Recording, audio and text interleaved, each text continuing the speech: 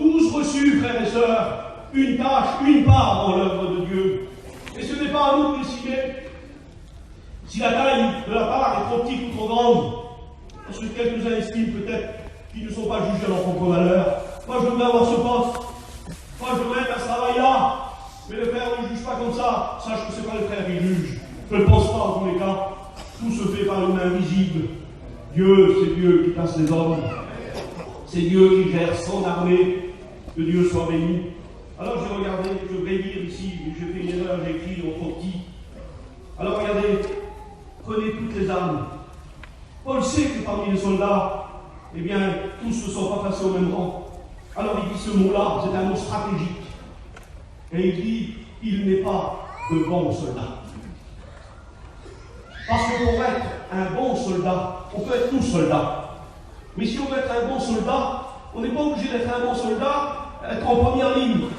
On peut être un bon soldat si on est fidèle à la place là où le Seigneur nous a appelés. Ne serait-ce qu'être sur la tour pour veiller. Si Dieu t'a demandé ça, ça vaut la peine de chercher autre chose. Il faut que tu fasses ton petit travail et tu seras un bon soldat à ta place. Si tu ne dors pas, si tu alertes, si tu as la sentinelle qui crie « Danger !» tu seras à ta place et tu seras cité comme bon soldat. Alors je regarde, il n'y a pas de bons soldats qui s'embarrassent des choses du civil. C'est ça l'expression. Des choses qui n'ont rien à voir avec la guerre. Il n'y a pas de bons soldats qui prennent des choses qui peuvent les embarrasser. Imaginez un collectionneur, frères et sœurs. On ne va pas parler d'un collectionneur de piano. Mais imaginez, j'ai dit, Seigneur, c'est quoi les collections plus petites? Ben, je crois que c'est les timbres. À peu près, ou des bagues de cigares, je ne sais pas ce que c'est. Mais les timbres, on peut en avoir des milliers dans un album, vous savez. Alors imaginez qu'il y a un collectionneur de timbres. Il a une grande collection, il a 3-4 albums, il ne veut pas partir en guerre sans ses albums de timbres. Il va être embarrassé. Il ne réfléchit pas. Il est en train de jouer sa vie. En guerre, on ne veut pas. Il faut être rapide, il faut être leste, il faut être léger. Il faut être vraiment habillé de ce que le Seigneur veut que l'on soit habillé. Eh bien, la voix du Seigneur pour quelques-uns, ce serait ne te laisse pas embarrasser. Le péché qui nous enlace ou qui nous enveloppe si facilement, dit l'apôtre. Alors, bon ou mauvais soldat, il n'est pas de bons soldats qui s'embarrassent des choses de la vie. Frères et sœurs, remarquez ici, nous sommes en guerre. Alors je voudrais vous dire ceci. N'oubliez pas, c'est ce que Néhémie a crié à ses frères et sœurs. Et je veux faire comme Néhémie. Néhémie chapitre 4, verset 2.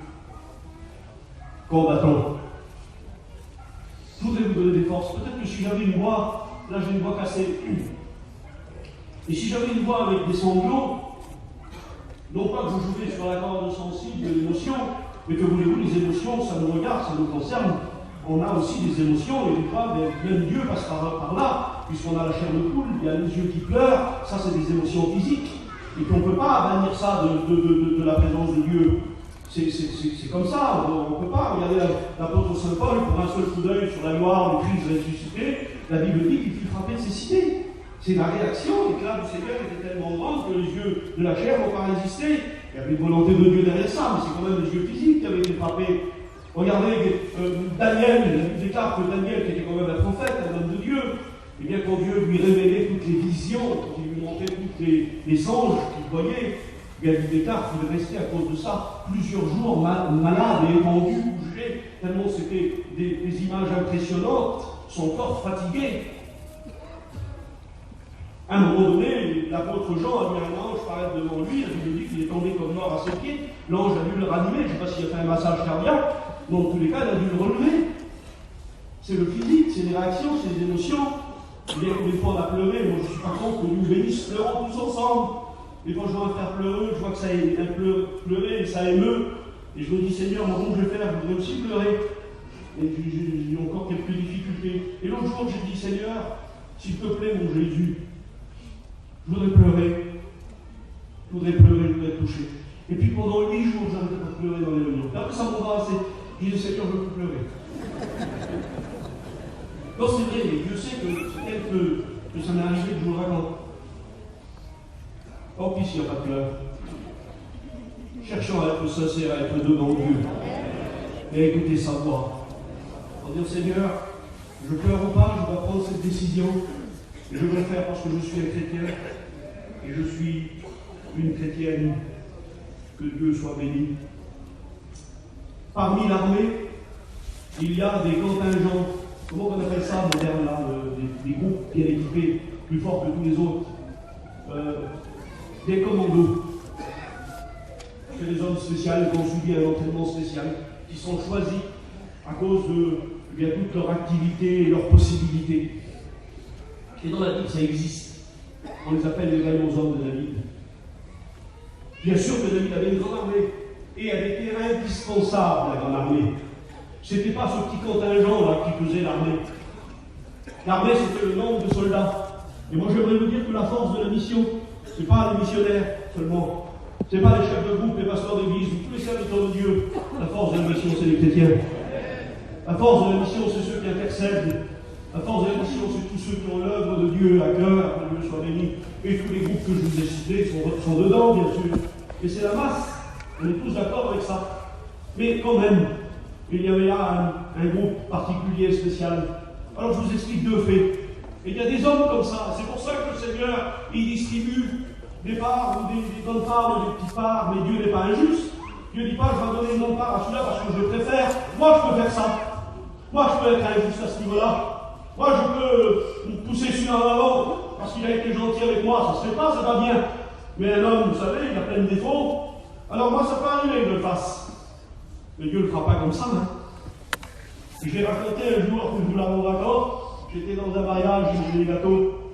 Et il y avait une sœur qui était au gâteau des mariés. Et elle coupait des bouts. Et puis j'avais vu quelque chose pendant que je faisais derrière tout le monde et que je tardais d'arriver à mon petit morceau de gâteau. Je vous dis entre nous, je suis très gourmand, j'aime bien le sucre. Et puis tout le monde, j'écoutais qui repartait avec leur petit gâteau, qui goûtait en même temps et qui disait mon Dieu, il est trop bon. Alors, j'étais content, bientôt ça allait être ma place. Mais j'avais plus j'approchais, je voyais quelque chose sur la sœur. La sœur, elle coupait, mais avant, elle jetait un petit coup d'œil pour savoir qui était devant elle. Et selon la personne, il y avait un petit sourire, si elle connaissait, et puis la part de gâteau était conséquente. Et quand elle ne connaissait pas, Dieu sait que c'est vrai, elle n'entend pas, il n'y avait pas de sourire, et le morceau de gâteau n'était pas trop gros. Et moi, plus j'approchais, plus je disais, pour vous, comme vous connaissez.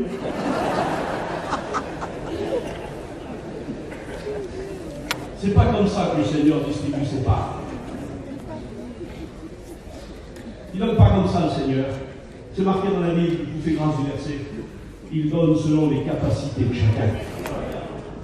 Il ne donnera pas un gros morceau comme ça si tu es fragile du poids. Il sait qu'il va te rendre malade avec ça. Alors il te donne une part qui te correspond. Une part qu'il te faut. Et il faut être content de la part qu'on a reçue du Seigneur. Alors j'ai mis ici, regardez. J'ai dit, regardez ces vaillants hommes de David. Il y en a un, la Bible dit qu'on a un seul combat avec sa lance. C'est marqué comme ça, on a un seul coup. Alors est-ce qu'il a acheté la lance et puis c'était comme une lampe miraculeuse qui transperçait tous les hommes? Non, on pense plutôt que c'était en une seule bataille. On a un seul combat. Quand un homme, pardonnez-moi, dans le monde, il arrive à se dresser contre deux hommes, on dit que c'est un homme terrible. Ben, imaginez la taille de ces hommes-là. Eh bien, c'est 800 hommes qu'il leur faut à eux. Imaginez un peu. Avec Dieu, je ferai des exploits. Sans le Seigneur, tu es monsieur tout le monde. Tu n'as aucune capacité, si ce n'est que celle du Seigneur. J'ai parlé des armes l'autre jour, et je vous donne cette pensée. Il y a le casque, il y a la cuirasse, il y a la ceinture, il y a les chaussures, il y a le bouclier, il y a l'épée. Pardonnez-moi si j'en loupe. Mais je me suis arrêté sur la cuirasse l'autre jour. Et puis je disais, vous avez vu une cuirasse? C'est ce qui protège le torse. Eh bien, ils étaient souvent faits en cuir épais, ou alors en bronze ou en cuivre. Et il y a une partie elle représente quelque chose positivement et négativement, la cuirasse. Dans le terme positif, vous savez ce qu'elle représente? Je vais dire négatif avant. Dans le terme négatif, quand on met une cuirasse, vous remarquerez, elle est dessinée sur un corps d'Apollon. On a des pectoraux comme ça, tous les abdominaux. Même moi, si je la mets, j'ai ça. Là, dans le négatif, c'est symboliser quelque chose qu'on n'est pas. On peut impressionner les autres, mais pas le Seigneur, parce que lui, le Seigneur, il sait si on est musclé ou si on est bedonnant, si on est un peu gras.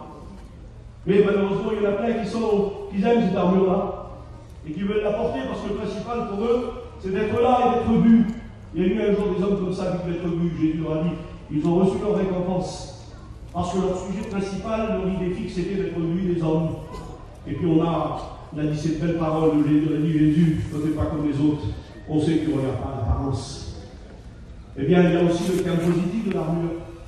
Tu es peut-être comme moi, pardonnez-moi Seigneur, et je me prends l'exemple à moi. Tu n'as peut-être pas d'abdominaux, tu n'as peut-être pas de pectoraux, tu n'as peut-être pas de gros bras. Et quand le Seigneur te donne sa grâce, tu as des muscles qui ne t'appartiennent pas, c'est ceux du Seigneur. Et ces hommes, s'ils étaient capables, alors bien sûr, ils ne devaient pas avoir des bras comme ça, être musclés, ce sont des hommes déjà. Et le fait de s'adresser, de s'opposer à 800 hommes, vous comprenez bien qu'il y avait derrière ça le miracle, il y avait derrière ça le bras de Dieu, que Dieu soit béni. Eh bien, j'aimerais te dire, moi je suis le plus petit chrétien, on est tout ça dans nos réunions des fois.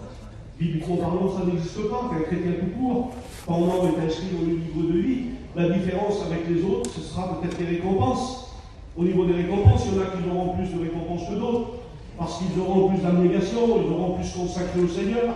Ça, c'est Dieu qui fera le jugement. Mais au point de vue du salut, tu n'es pas un petit sauvé, tu es un sauvé tout court. Et tu as ta place parmi nous ce matin. Et Dieu veut te bénir. Un autre qui faisait partie de l'équipe vaillante de David, les gardes rapprochés. Il y en a un qui s'est mis dans un champ de lentilles, pas terrible. C'était pas, ça n'existe pas, mais c'était pas une usine de caviar, un champ de lentilles. Ça ne vaut presque pas le coup de spécialiste pour des lentilles. Eh bien, la Bible déclare que ce homme-là, il s'est mis au milieu du champ de lentilles. Ce n'est pas le château de Versailles. Petit champ de lentilles, ça peut être ton foyer. Ça peut être ta campagne. Néhémie disait, je ne vous ai pas cité le verset, Néhémie disait, combattants pour nos frères, pour nos fils, pour nos filles, pour nos femmes et pour nos maisons. Il y a des frères ici qui sont placés pour lutter pour la mission tout entière. Et je pense à des postes très importants. Plein la direction, d'autres qui vont les autorités, c'est important, terrible. Ils vous symbolisent à vous tous. Ben, toi, tu n'as peut-être pas cette taille-là, mais ton champ d'anti, c'est peut-être ta compagne, c'est peut-être tes parents, c'est peut-être le petit terrain désigné dans lequel tu es, c'est peut-être ça ton champ d'anti à toi. Eh bien, Dieu te demande d'être fidèle là. Celui-là, il a tellement tapé avec son épée que la Bible déclare que l'épée était restée attachée à sa main. Assez soudée à lui. C'est un honneur pour moi, alors je le fais. Capaillon disait encore, la parole de Dieu, on doit en parler le jour et en rêver la nuit. On ne peut pas, c'est pas possible. Quand ma Bible sera usée, je ferai comme tout le monde, je l'emmènerai là, ici à Orléans. On fait relire nos Bibles avec. C'est magnifique tellement que les Bibles deviennent belles. Pensez à ça. Si c'est là, va s'en rappeler. La Bible dit encore qu'elle peut être un miroir, la Bible. Et puis il y a le miroir qui va le cher, le miroir Louis XV dans les maisons. Ces miroirs-là, c'est bizarre, ils ne sont pas faits pour qu'on se regarde. Ils sont faits pour être vus. Mais il y en a qui posent leur Bible, des fois bien reliée, avec la couverture en or. Et quand on rentre dans la caravane, dans la maison, on la voit, cette Bible. Mais elle n'est jamais ouverte. Vous connaissez l'histoire du pasteur qui avait pris une petite cuillère. Vous la connaissez? C'est un pasteur qui a été invité vers les chrétiens. Et puis la sœur a donné un café au pasteur. Et quand le pasteur est parti, la sœur a dit à son mari, elle dit, tu ne vas pas le croire. Moi, quand j'ai rangé les petites cuillères, il en manquait une. Je crois que le pasteur nous a donné une cuillère. Les chrétiens disent, c'est pas possible, le pasteur a donné une cuillère. Et puis un an après, le pasteur de nouveau a été réinvité dans ce même foyer. Et puis la chrétienne n'a pas pu s'empêcher de dire. Elle a dit, frère, pardonnez-moi, excusez-moi. Mais vous savez que la dernière fois, quand on vous a invité, je l'ai perdu, une cuillère a disparu. Et le pasteur a répondu, je l'avais mis dans votre Bible. Ça veut dire que ça faisait un an qu'elle n'avait pas ouvert.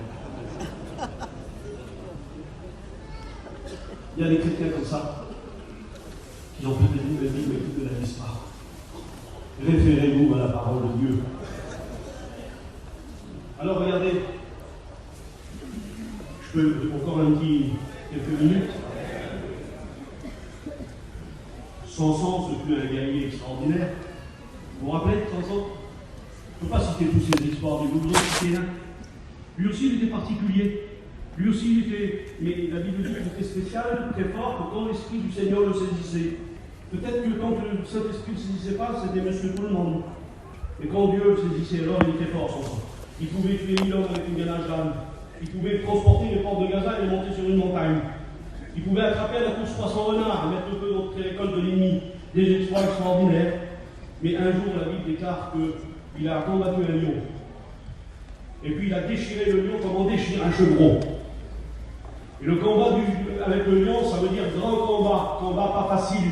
Combat qui nous fait dire des fois, pourquoi Seigneur? Pourquoi nous? Pourquoi cette famille? Pourquoi toujours nous? Parce qu'il y en a qui ont l'impression qu'il n'y a que. L'apôtre Paul lui dit, vous vous trompez. Les mêmes épreuves, vos frères au monde les subissent pareil. Alors ne m'écoutez pas les mensonges du diable qui vous dit, il n'y a qu'à toi qui dit ça. C'est seulement toi. Ben non, il y en a des dizaines, il y en a des centaines. Mais seulement tu ne le sais pas. Alors son sang, lui, il a combattu. Il a combattu, c'était un grand combat pour lui. Un grand combat, c'est le combat du lion, c'est pas le chien. Bien, le Seigneur sait de quel combat tu es en train de combattre. Parce qu'on doit combattre des loups, des fois la Bible dit, il y a des loups ravisseurs, mais un loup, c'est pas un lion. Quand il y a un loup ravisseur, il vient au nom de la fausse doctrine.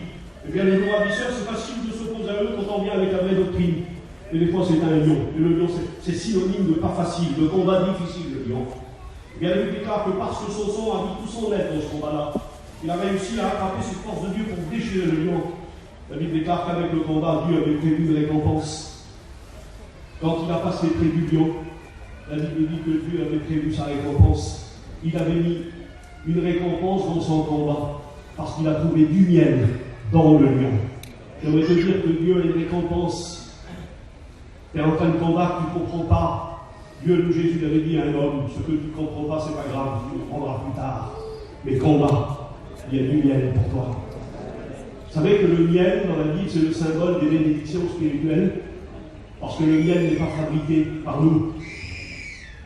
Le miel, c'est un antibiotique naturel. C'est un médicament naturel, mais c'est fabriqué par les abeilles, par ce que Dieu a fait. Eh bien, Dieu, il a du pain et du poisson. Comme pour les disciples au bord du lac, vous vous rappelez, ressuscité. La Bible déclare que même ressuscité, Jésus avait fait une petite criade de poisson là. Et quand il a appelé les disciples pour s'en nourrir, il avait prévu du miel. Il y a alors pas les bénédictions qu'on a besoin. Ils sont là, les besoins. On a besoin. Tu as besoin de changer le moteur de ton camion, toi. Tu as besoin de changer ta caravane parce qu'elle tombe en lambeaux. Pas vendre la 2019 pour prendre la 2020. Pardonnez-moi, je ne suis pas d'accord avec ça. Mais tu as un vrai besoin, même que s'il est matériel. Moi, je sais que notre Dieu est un Dieu de toutes les bénédictions. Alors, il est prêt à bénir, il est prêt à donner, il n'y a aucun souci. Mais il a une autre bénédiction. Peut-être que c'est là que tu ne cherches pas, toi. C'est le miel, c'est une bénédiction qui vient d'en haut. C'est une bénédiction qui fera de toi un vrai témoin, quelqu'un qui trouve. Alors je vais dire ça, je vais conclure avec ça. Il y a aussi David. C'est là, David? D'accord. David. David, c'était un berger. On le connaît à partir de là. Et puis j'ai vu ça l'autre jour. Et je vous le dis en passant, parce que la note, elle est merveilleuse. Moi, je me suis réjoui quand j'ai vu ça. David était berger, tout jeune berger. Et il était berger à Bethléem. Et vous vous souvenez de la prophétie de Michée quand il dit « Petite parmi les milliers de Judas, ô toi, Bethléem Ephrata, de toi sortira pour moi celui qui doit régner sur Israël. » Et en regardant ça, j'ai vu le Seigneur parmi les milliers de Judas. Jésus devait être de la tribu de Judas, il devait descendre de David. Mais c'est Bethléem qui est choisi. Il y a deux Bethléem en Israël, il y en a deux. Et pour ne pas se tromper, le Seigneur va jusqu'à préciser Bethléem Ephrata, parce que c'est son ancien nom. Avant de s'appeler Bethléem, elle s'appelait Ephrata. Alors pour pas qu'on se trompe, pour pas dire pas cette Bethléem-là, mais celle-là, alors pour ne pas se tromper, on dit Ephrata, vous voyez où ça se trouve, eh bien ça s'appelle Bethléem maintenant. C'est de ça que je parle. C'est de cet endroit-là que le prophète parle, inspiré par le Seigneur. Pourtant, il y en a des milliers au Juda. Eh bien, ce n'est pas l'une des milliers qui a été choisie. C'était Bethléem Ephrata. Et puis, curieux comme je suis, et tous les serviteurs de Dieu le sentent un peu, je dis Seigneur, pourquoi faire ça de Bethléem alors? C'était pas suffisant, l'une des milliers. Le principal, c'est que tu sors de la tribu de Juda. Et puis en regardant, Alors là, c'est dans l'historique, non pas dans la Bible, mais il y a dans l'historique encore aujourd'hui des découvertes archéologiques qui nous permettent d'affirmer des choses, vous savez. Hein. Donc nous, on ne prêche pas l'archéologie, mais quand l'archéologie vient prouver la Bible, aucun problème, on s'en sert. Eh bien, dans l'histoire d'Israël, c'est reconnu. Il y avait une tour qu'on appelait la tour d'Egezer, et qui était implantée justement à Bethléem. Vous savez ce que c'était cette tour? C'était une maternité pour brebis. Pourquoi Bethléem? Pourquoi Bethléem? Ce ne serait pas un hasard alors que le père de David avait des troupeaux là-bas? Ce ne serait pas un hasard alors que David était berger là? Est-ce que ça concentrait une affaire de brebis, ce qu'il y a là? Est-ce qu'il y avait un rapport important au niveau de la prophétie, au niveau du symbolisme? Ah oui, très important. Vous vous souvenez quand le Seigneur annonce au berger la naissance? Il parut au berger, il dit comme ça, il y avait dans cette contrée des bergers qui passaient la veille de nuit avec leurs troupeaux. C'est pas logique? C'est pas des bergers, il n'y avait pas de convention de berger. Le berger, c'est un homme solitaire, il est avec son troupeau, il est perdu dans la montagne. Ça pouvait arriver qu'il en croise un, mais c'était rare. Mais là, cette contrée-là, elle est spéciale, il semble, parce qu'il y a des bergers. Et le plus loin qu'on peut remonter dans l'Ancien Testament par rapport à Bethléem, eh bien, il y a encore une affaire de brebis, puisque David est berger là-bas. C'est quoi alors le rapport qu'il y avait? Eh bien, c'est reconnu par l'archéologie et l'histoire. Bethléem était en relation directe avec le temple. On élevait là une catégorie de brebis spéciale. Vous savez, c'était quelle catégorie? C'était les petites brebis parfaites qu'on devait offrir au Seigneur. Bethléem était réputé pour ça. Comme nous avons des pays réputés pour le goût de certains agneaux, eh bien Bethléem, au point de vue de Dieu, au point de vue de la relation et du sacrifice, Bethléem élevé, il y avait des bergers spécialement qui restaient là. Et c'est pour ça qu'ils étaient nombreux. Et c'est pour ça que l'ange ne parle pas à un berger, mais il dit qu'il y avait là des bergers. Et il leur dit ça. Il leur dit, vous trouverez. C'était un signe pour eux, ce n'étaient pas des théologiens. Ils avaient besoin de comprendre le signe. Et bien dans cette tour des déserts, selon l'histoire, quand une petite brebis venait au monde, on la prenait. On l'entourait d'un linge. Comment dire, on l'emmaillotait. Et les premières heures de sa vie, parce qu'elle était chancelante, elle était tremblante, pour pas qu'elle se blesse, qu'elle se casse un membre, pour qu'elle reste parfaite, on l'emmaillotait et on la bloquait pendant les premières heures là. Et puis après, une fois qu'elle avait été assez forte, alors on pouvait la laisser faire. Eh bien, les anges disent au berger, vous trouverez un enfant emmailloté. Alors au départ, je disais, mais un enfant emmailloté, c'est normal, qu'est-ce qu'on va emmailloter d'autre? Ah non, les bergers, eux, c'était pas les enfants qui emmaillotaient, c'était les brebis. Alors c'est un signe pour eux. Et il dit, vous trouverez non pas un enfant emmailloté, mais une brebis. C'était la brebis du Seigneur. C'était la perfection de Dieu soit béni. C'était l'agneau de Dieu qui devait mourir pour chacun d'entre nous. Merci Seigneur pour cette précision qui nous montre voilà pourquoi Bethléem avait été choisi, parce qu'il était l'agneau parfait. J'ai prêché l'autre jour, je crois que la semaine sainte, parce que Pâques, c'est un jour, mais c'est aussi 7 jours. Je crois que c'est fini, ballon, hein? C'est fini Pâques. Les 7 jours. C'est peut-être fini là maintenant. Et j'avais dit ça à l'église, je voudrais vous le dire à vous. Vous savez, l'agneau, il fallait le manger tout entier. Le Seigneur, il dit, tu le mangeras avec la tête. Tu le mangeras avec les jambes. Moi, j'aurais employé le mot patte. Il y a peut-être une inspiration là. Tu le mangeras avec les jambes. Ça se prête plus aux humains, les jambes pour être. Et il dit, tu le mangeras avec la tête, tu le mangeras avec les jambes. Est-ce qu'il peut peut-être nous faire repousser un peu? Il dit, tu le mangeras aussi avec les entrailles. Ah, Seigneur, on choisirait bien nos morceaux, nous, hein. Vous savez qu'il y a des chrétiens qui choisissent leurs morceaux, il y en a qui choisissent leur mission, choisissent leur église. Pardonnez-moi, il y en a qui choisissent leur pasteur. Parce qu'on vient écouter un tel et pas un tel. Alors moi, je voudrais ici, très relaxé. Il ne faut pas en vouloir que si dans une église, il y a 700 personnes pour venir écouter un serviteur de Dieu. Parce que c'est ce qui se passait pour Jésus. Les hommes de Dieu attirent les foules. Seulement, ce que vous n'avez pas le droit de faire, c'est de venir à 1000 pour écouter l'un et venir à 0 pour écouter l'autre. Ça, vous n'avez pas le droit de faire une différence à ce point. On doit écouter tous les serviteurs de Dieu. Mais qu'un homme de Dieu amasse des foules, pardonnez-moi, c'est logique. Alors, non, pas pasteur star, mais des pasteurs qui rassemblent à cause de leur vie du ça oui, on dit Alléluia, que Dieu soit béni. Alors, regardez, comme de l'eau dehors, on va rien faire chez nous. Je vais prendre 2 minutes en plus. David. À un moment donné, on connaît toutes les exploits de David. 963 et citer le nom de David. C'est le nom le plus cité de David au dehors de Dieu.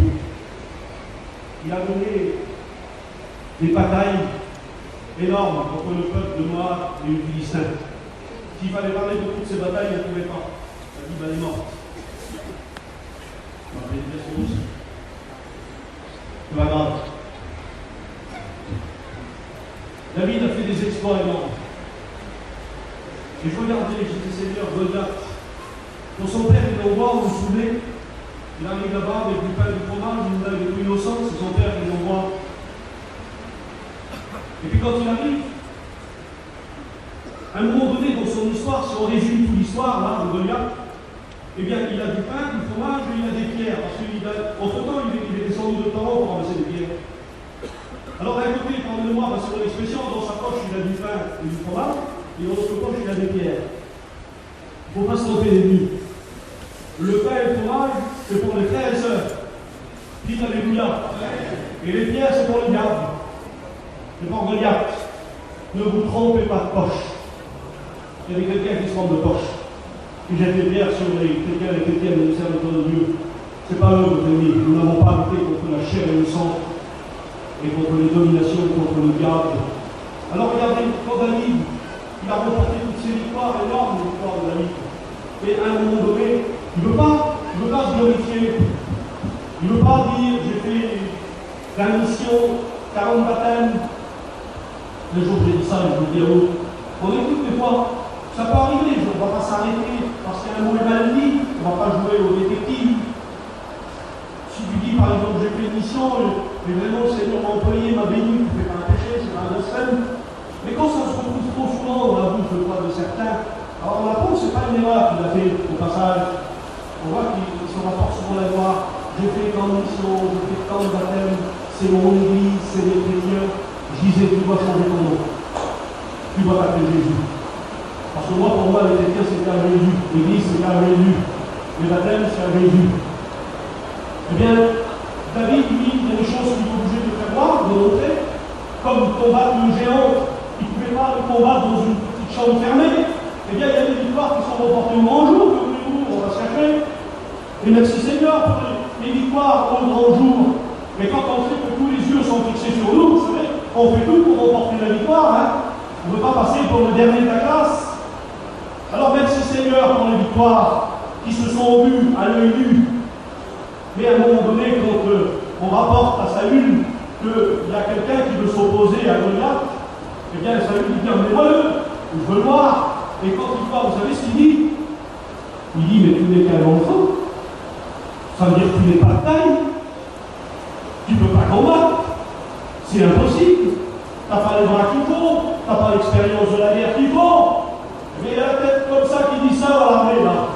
Parce que pour moi, et pour mon Seigneur, surtout, vous êtes l'armée de Dieu. Et là, vous dites, moi, non, je ne vais pas équiper. Je suis peut-être un soldat, mais je suis à la traîne. Et bien, si Dieu te fait garder la tente de ton général, et que tu la gardes, c'est utile dans l'armée. Et la Bible déclare ceci. Vous écoutez là, par rapport à la pluie, l'approche du micro, et bien la Bible déclare que forcer, c'est forcer. La Bible ne se glorifie pas, elle ne fait pas avoir ses bras, mais étant donné qu'on le sous-estime, il veut vous être parlé, il veut bien être dans l'humilité, mais pas au point de ne pas dire tous l'exploit qu'il a fait. Il a dit comme ça, il a dit Saül, je l'écoute, une force à parler, je ne vais pas le dire. Je vais le dire. Tu sais quand je garde les brebis de mon père. Ah, il n'a pas été élevé dans les plus grandes écoles de gladiateurs, David. C'est pas un grand guerrier comme Achille. Ah non. C'est un berger, David. Eh bien, c'est ce que tu es, toi. Bien sûr, tu n'as pas fait un service militaire et que tu n'es pas un spécialiste dans telle arme ou dans telle arme. Tu dans mon souvenir, je suis les petits brebis. Il y a la plus tard que David fait ceci, je vais conclure. Il va dire, écoutez, je vais vous dire, le petit enfant que tu vois en moi, là, le petit chrétien que tu vois en moi, là, bien quand tu as un lion, me prends une petite brebis, je cours derrière le lion. Vous en connaissez, vous? Vous en connaissez beaucoup des hommes qui courent derrière les lions? C'est plutôt le lion qui nous court derrière. Et on essaye de courir le plus vite possible. Et bien là, c'était David qui courait derrière le lion. Ce n'était pas un malheureux de David. À ce moment-là, David lui-même était un petit berger. Et bien la Bible déclare, et il dit, quand un lion venait, le lion c'est le diable dans sa férocité, dans ce qu'il a de plus cruel. Il n'y a pas plus terrible qu'un lion. Et bien c'est à ça que le lion est représenté, le diable est représenté. Un lion il ne mord pas, il ne sauve pas, un lion il vous dévore. Il fait de vous son repas, un lion. Il ne se détourne pas une patte, deux coups de dents, ça y est, c'est fini. Alors imaginez une petite brebis. Dès qu'il l'attrape, elle est morte, la brebis. Eh bien la Bible déclare que David court derrière, il arrache la brebis de sa gueule. Peut-être qu'il y a quelqu'un comme ça. Il y a peut-être une petite brebis du Seigneur qui est déjà dans la gueule du lion aussi. Tu sens que le Seigneur te parle? Eh bien c'est pour te dire que c'est lui, David. Il va courir derrière le lion. Et il va arracher la brebis. Il va arracher la brebis de la gueule du lion. Mais elle est morte, Dazo. Lui, il ressuscite les brebis qui sont mortes. Il a ressuscité Lazare. Il a ressuscité le petit garçon de la veuve de Naïm. Il a ressuscité là, la fille de Jairus. C'est le Seigneur de la résurrection, que Dieu soit béni. Alors David va dire, quand un lion venait, eh bien moi je courais derrière le lion, je le frappais, mais il le faisait dans le secret. C'est sa plus grande victoire. Parce que vous voulez que je vous dise quelles sont les victoires les plus importantes qu'on va remporter? C'est ceux qu'on va remporter dans le secret. C'est des combats quand c'est pas Goliath, quand c'est pas la vie de tout le monde, quand c'est juste contre nous et le Seigneur, quand personne ne nous voit. David, je ne voulais pas le dire, mais l'autre l'a sous-estimé, alors il était obligé de dire de quoi il était capable, David. Alors il a dit, tu me forces à parler, je vais te dire, un lion ne fait pas peur. Et même dans le secret, les lions, je les terrasse. Même dans le secret, je les mets à mort. Eh bien, c'est peut-être là un nombre de victoires pour nous. C'est peut-être ces victoires-là qu'on remporte nous-mêmes. Je ne veux pas juger, je ne veux pas insinuer, je ne veux pas chercher chez quelqu'un parce qu'on est élevé de la même nature et votre problème, c'est mon problème. C'est peut-être les victoires qui nous manquent le plus, ceux qu'on doit remporter dans le secret. On se permet des largesses peut-être dans le secret. On se permet d'être fuyard, d'abandonner notre poste peut-être dans le secret. Et on revient tristé, aux larmes, aux pleurant. Lazo, mais qu'est-ce que tu dis? Oui, tu peux parler de faiblesse, mais parle pas de péché. Parce qu'un chrétien ne pêche plus, je suis désolé, si un chrétien pêche encore, il ne vit plus dans le péché, c'est différent. Sa vie n'est plus une vie constamment dans le péché, mais ça lui arrive de pécher. D'ailleurs, Jean n'aurait jamais dit si quelqu'un a péché. Nous avons un avocat auprès du Père. Alors peut-être que cette retraite, et je vais terminer, l'armée du Seigneur a été convoquée. Tu reviens de combats difficiles, avec toutes les prédications, et celle-là, on a fait le tour d'horizon. On a peut-être serré la ceinture, on a peut-être resserré les chaussures, on a peut-être redressé le casque, approché un petit peu, et à nouveau pour cet été, on est prêt à partir et à être un guerrier conquérant, un guerrier qui ne reculera pas, un guerrier qui non seulement remportera des victoires devant tout le monde, mais qui s'apprête aussi à être un victorieux même dans le secret. Vous voulez qu'on prie le Seigneur ensemble? On va prier le Seigneur, que Dieu soit béni. Nous avons tous reçu, frères et sœurs, une tâche, une part dans l'œuvre de Dieu. Et ce n'est pas à nous de décider si la taille de la part est trop petite ou trop grande.